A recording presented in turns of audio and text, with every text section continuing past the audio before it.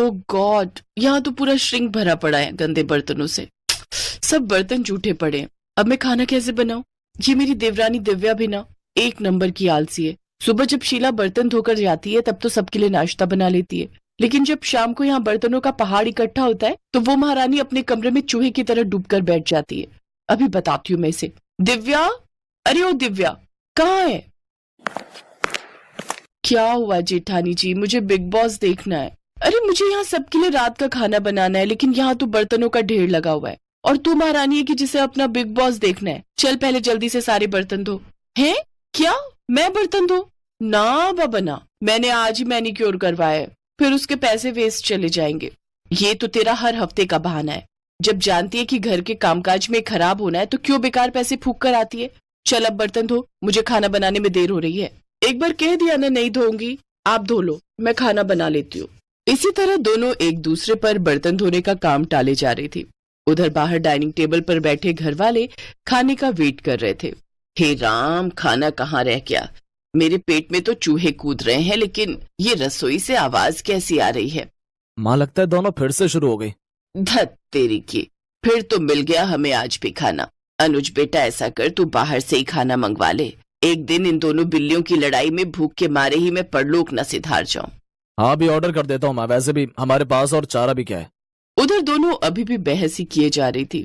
ठीक है, फिर नहीं धोने ना तुझे बर्तन, तो मैं भी कोई खाना वाना नहीं बनाने वाली। रहो सब भूखे आज। अरे भूखे क्यों रहेंगे? कल रोहन जी ने खाना ऑर्डर किया था, आज अनुज भैया को बोलो, वो ऑर्डर कर देंगे। दोनों ये बोलने बाहर आती ही है कि तभी अनुज कहता है, कर दिया ऑर्डर। हम जानते हैं तुमसे खाना नहीं बनेगा। तुम दोनों से मिलकर खाना और बर्तन धोने तक का काम भी नहीं होता क्या? मुझे तो आप कुछ ना ही बोलो जेठ जी तो बेहतर रहेगा। मैंने सुबह का खाना और दोपहर का खाना बनाकर अपना काम पूरा कर लिया था। सिर्फ रोटियां सेकने को दोपहर का खाना बनाना नहीं कहते। हाँ, अब जो भी हो, काम तो हुआ था ना। बस करो, दोनों रिकॉर्डर की तरह शुरू होती हो तो बचती ही रहती हो। कुछ देर बाद डिलीवरी बॉय खाना ले आता है। सब चुपचाप उस खाने को खा लेते हैं। अगली रात दोनों में फिर से रात की रसोई का संग्राम छिड़ जाता है। तभी पड़ोस की कमला आंटी वहाँ आती है। ये ले रश्मि, आज अपनी बेटी के यहाँ गई थी। उसके बेटे का मुंडन था ना, तो वही भंडारा था। सोचा तुम्हारे लिए प्रसाद लेती चलूं। लो, तुम सब भी खा लेना। अरे वाह, फिर तो आज रात की रसोई बनानी नहीं पड़ेगी और ना वो बर्तन धोने पड़ेंगे। रश्मि ये देखकर खुश हो जाती है। फिर दोनों देवरानी जेठानी बर्तन ना धोने पड़े इसलिए एक बड़े से भगोने में आलू की सब्जी डाल देती हैं। एक कटोरे में हलवा और बड़ी सी परात में पूरियां परोस देती हैं। फिर सबको उसी में एक साथ खाने को कहती हैं। तुम पागल हो गई हो क्या? सब इसमें एक साथ कैसे खाएंगे? चल तो दिव्या, जरा इन्हें खाकर तो दिखा। दोनों पूरियां तोड़कर सब्जी में डुबोती हैं, खाने लगती हैं। उन्हें ऐसा करते देख सबको उन पर गुस्सा तो आ रहा था, लेकिन वो खाने के अलावा उनके पास और कोई चारा नहीं था। वो रात तो जैसे तैसे कट गई, लेकिन अगली शाम फिर वही कहानी छिड़ गई। देख, कल तो कमला आंटी भंडारा दे गई थी, लेकिन आज तो तुझे बर्तन धोने ही पड़ेंगे। क्या दीदी, मैं बहुत थक गई हूँ, आज रहने देते हैं। मैं उनसे कहकर बाहर से ही खाना मंगवा लेती हूँ। ये सुनकर रोहन गुस्से में आ जाता है। चुप रहो, अपना मुंह बंद रखना। आज हम दोनों में से कोई भी बाहर का खाना ऑर्डर नहीं करेगा। जाओ दोनों रसोई में और खाना बना कर लाओ। दोनों डर के मारे किचन में चली जाती है। क्या करे दीदी, अब तो रात की रसोई करनी पड़ेगी। अच्छा एक काम करते हैं, आप ये बर्तन धो लो तो मैं सबके लिए पुलाव बना दूंगी। हा, आई बड़ी बर्तन धो दो, खुद धो ले समझी। और रही उन लोगों के बाहर का खाना ना खाने की बात, तो कोई बात नहीं, हम उन्हें बाहर का खाना मंगवाने के लिए नहीं कहेंगे और ना ही हम खुद घर पर बनाएंगे। मैं कुछ समझी नहीं, अभी बताती हूँ। रश्मि डब्बे समेत नमकीन, मुरमुरा और बिस्कुट लेकर घर वालों के सामने रख देती है। ये रहा आप लोगों का आज का खाना। इन दोनों का बस चलेगा ना तो हमें रोज मंदिर के बाहर लंगर में बैठकर ही रात का खाना खाना पड़ेगा। इनके रहते तो हमें रात की रसोई नसीब ही नहीं होगी। बस बस बहुत हुआ, आज तो हम जैसे तैसे ये खा लेते हैं, लेकिन अगर कल से खाना नहीं मिला तो फिर तुम लोगों की खैर नहीं। जी ठीक है, लेकिन उनके पास इसका भी जुगाड़ था। अगले दिन दिव्या बाजार से जाकर कुछ डिस्पोजेबल प्लेट्स ले आती है। यार दिव्या, खाना तो डिस्पोजेबल में खा लेंगे, लेकिन खाना बनाने के लिए तो वो बर्तन धोने ही होंगे ना। कुकर, कढ़ाई, ये सब तो चाहिए ही ना। फिकर नॉट, ये देखो 2 मिनट में बनने वाली मैगी, अब हम सब यही बनाएंगे। दोनों फिर से काम चोरी दिखाती हैं और नूडल्स बनाकर डिस्पोजेबल में डालकर दे देती हैं। ये देख तीनों अपना माथा पकड़कर बैठ जाते हैं। लेकिन अगले दिन सास ने दोनों बहुओं को सबक सिखाने का फैसला किया। अगली शाम रसोई से बर्तन धोने की आवाज आती है। दीदी, अभी तो हम रसोई में गए भी नहीं, फिर ये बर्तन धोने की आवाज कहाँ से आ रही है? चलो देखते हैं। दोनों अंदर जाकर देखती हैं तो अनुज बर्तन मांज रहा होता है, रोहन धो रहा होता है और बूढ़ी सास पार्वती खाना बनाने लगती है। ये देख उन दोनों को बड़ी शर्मिंदगी होती है। ये आप सब क्या कर रहे हैं? बहू, अब तुम दोनों से तो ना बर्तन धुलते हैं ना खाना बनता है, तो हमने सोचा हम खुद ही ये काम कर लेते हैं ताकि हमें रात की रसोई खाना तो नसीब हो। तुम दोनों जाओ और आराम करो। नहीं माँ जी, हमें माफ कर दीजिए, हमारी रहते आपको ये सब काम करना पड़ रहा है। हाँ माँ जी, हमसे भूल हो गई, हमें अपनी गलती का एहसास हो चुका है। अब से आपको कभी शिकायत का मौका नहीं देंगे। हमारे रहते हमारे पतियों को जूठे बर्तन और माँ जी आपको खाना बनाना पड़ रहा है। नहीं नहीं नहीं, आप सब बाहर जाइए, हम 1 घंटे में खाना बनाकर लाते हैं। अच्छा ठीक है, तुम कहती हो तो रहने देते हैं। चलो बेटा। माँ और बेटे बाहर आकर खूब हंसते हैं और एक दूसरे को आंख मारकर कहते हैं, मिशन सक्सेसफुल। अरे यार, ऑफिस जाने का टाइम हो गया, अभी तक नाश्ता भी नहीं बना। हमारी माँ बेचारी बूढ़ी हो चुकी है, उनसे इतनी जल्दी उठकर खाना नहीं बनाया जाता।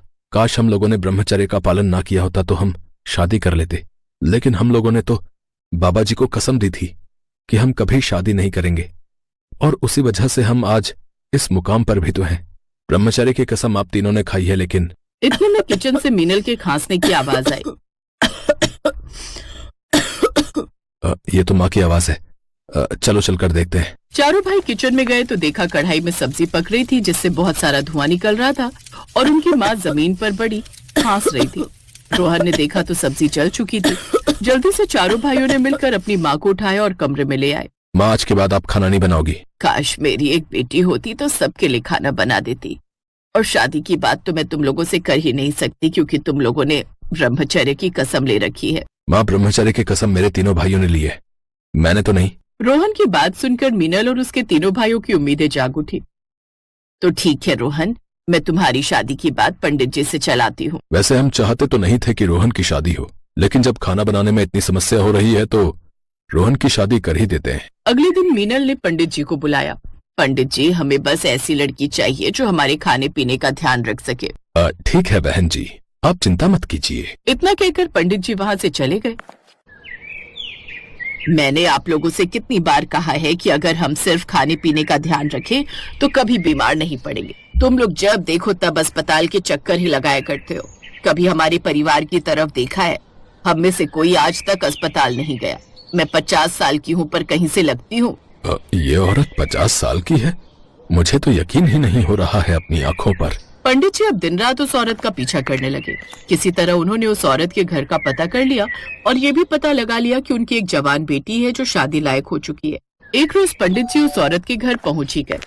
बहन जी, पास वाले मंदिर में जो पंडित जी बैठते हैं उनके जरिए पता चला कि आप अपनी बेटी की शादी करना चाहती हैं। मुझे भी एक ऐसी ही लड़की की तलाश है जो खाने पीने का बहुत ध्यान रखे। हमारी बेटी राधिका खाने पीने का बहुत ख्याल रखती है। थोड़ी सख्त है लेकिन कभी किसी को बीमार नहीं होने देगी। अगले ही दिन पंडित जी ने रोहन और राधिका के परिवार को एक दूसरे से मिलवा दिया और कुछ ही दिनों बाद दोनों की धूमधाम से शादी हो गई। रात में राधिका की सास ने उससे कहा, बहू, हम तो शुरू से ही चाहते थे कि हमारे घर कोई ऐसी लड़की आए जो हमारे खाने पीने का ध्यान रखे। किचन सामने है, बाकी तुझे पता ही है। ठीक है माँ जी, मैं बस 5 मिनट के अंदर खाना बनाकर लाती हूँ। इतना बोलकर राधिका किचन में चली गई। रोहन, तुझे तो बीवी के रूप में शेफ मिल गई। अरे 5 मिनट में तो कोई शेफ भी खाना नहीं बना सकता। बहू, सलाद तो ठीक है लेकिन पहले खाना तो लेकर आ। सासू माँ, यही तो खाना है। आप लोग रात में सिर्फ सलाद खाओ, फिर देखना आप लोगों का चेहरा कुछ ही महीनों में चमकने लगेगा। राधिका बिल्कुल सही कह रही है। माँ, चुपचाप आज सलाद खा लेते हैं क्योंकि आज बेचारी का पहला दिन है।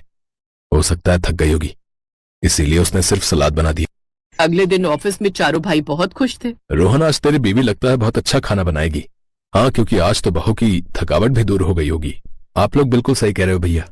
मैं तो बस सुबह से घड़ी देख रहा हूँ कि जल्दी से शाम हो और हम लोग राधिका के हाथ का अच्छा अच्छा खाना खाएं, क्योंकि पंडित जी ने कहा था कि वो खाने का बहुत ध्यान रखेगी। धीरे धीरे शाम हो गई और चारों भाई घर वापस लौट आए।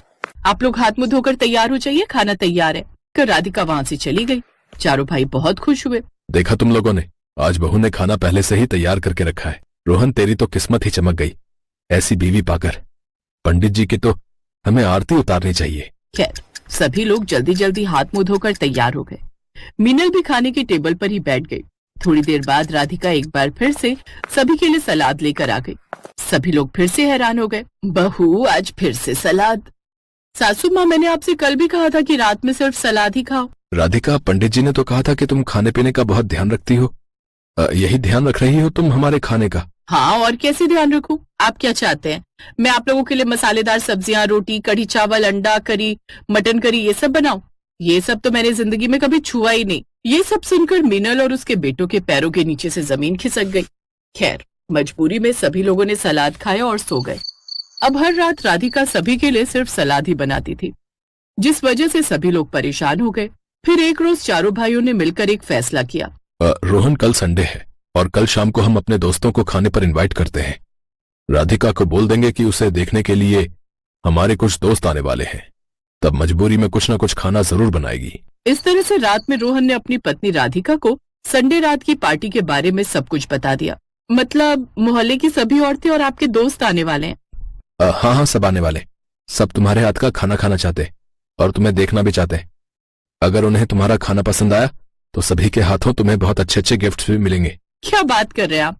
देखना, उन सबको मेरा खाना बहुत पसंद आएगा। ये सुनकर रोहन को थोड़ा अच्छा महसूस हुआ। लगता है अब राधिका कल खाना बनाएगी, क्योंकि मैंने उसे गिफ्ट का लालच दे दिया है और लड़कियां गिफ्ट के लालच में किसी भी हद तक जा सकती हैं। अगली शाम उन चारों भाइयों के दोस्त सब इकट्ठा हो गए। वहीं दूसरी तरफ किचन में राधिका। अच्छा हुआ ये सारे मसाले मैंने सुबह ही अपने मायके से मंगा लिए थे। इन मसालों से बना हुआ सलाद अगर ये लोग खा लेंगे ना तो सब अपनी उंगलियां चाटते रह जाएंगे और सारे गिफ्ट मेरे हो जाएंगे। थोड़ी देर में राधिका सभी के लिए बेहतरीन सलाद बनाकर ले आई।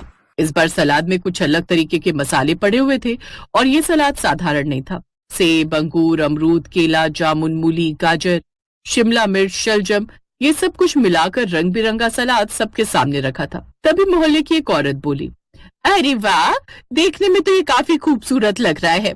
इसे सलाद कहूँ या फ्रूट चाट, कुछ भी समझ में नहीं आ रहा। भैया, हमारे तो सारे किए किराए पर पानी फिर गया। अब क्या कर सकते हैं रोहन, हमसे जितना हो सका उतना किया। अब इन मेहमानों को भगा तो सकते नहीं, चुपचाप इन्हें खा लेने दो। देखना, सलाद खाते ही राधिका को कोई भी गिफ्ट नहीं देगा, फिर तुम्हारी बीवी को बुरा लगेगा और कल से खाना बनाना शुरू कर देगी। अरे दोस्तों, बैठे क्यों हैं? भाभी सबसे अलग डिश बनाकर लाई है, एक बार चक्कर देखते हैं कि आखिर ये है क्या। अरे वाह वाह वाह वाह भाभी, ऐसा सलाद तो हमने जिंदगी में कभी खाया भी नहीं। ये लौंडा बिल्कुल सही कह रहा है बहू। अगर ऐसा सलाद मेरी बहू बना पाती तो मैं तो अपनी बहू के हर रोज पैर दबाती। Thank you aunty. सभी लोग गिफ्ट देकर खुशी खुशी चले गए। रोहन के भाइयों की कोई चाल काम न आई। फिर अचानक कुछ दिनों बाद सब बीमार पड़ गए। सबका पेट बुरी तरह से दर्द होने लगा। डॉक्टर ने इलाज किया और कहा, आपके ससुराल वालों ने बताया कि आप सब हर रोज सिर्फ सलाद खाते हैं। सलाद खाना अच्छी बात है, पर हर रात सिर्फ सलाद खाना खतरनाक हो सकता है। पाचन तंत्र कमजोर हो सकता है। अनाज भी बहुत जरूरी है। आपकी तो आदत है, पर इन लोगों की नहीं। डॉक्टर साहब, मेरा मकसद अपने ससुराल वालों को बीमार करना नहीं बल्कि स्वस्थ रखना है। आज पहली बार मेरी वजह से कोई अस्पताल आया है। आज के बाद ऐसा नहीं होगा। उस दिन के बाद राधिका सलाद के साथ साथ हेल्दी खाना भी बनाने लगी और सब खुशी खुशी रहने लगे।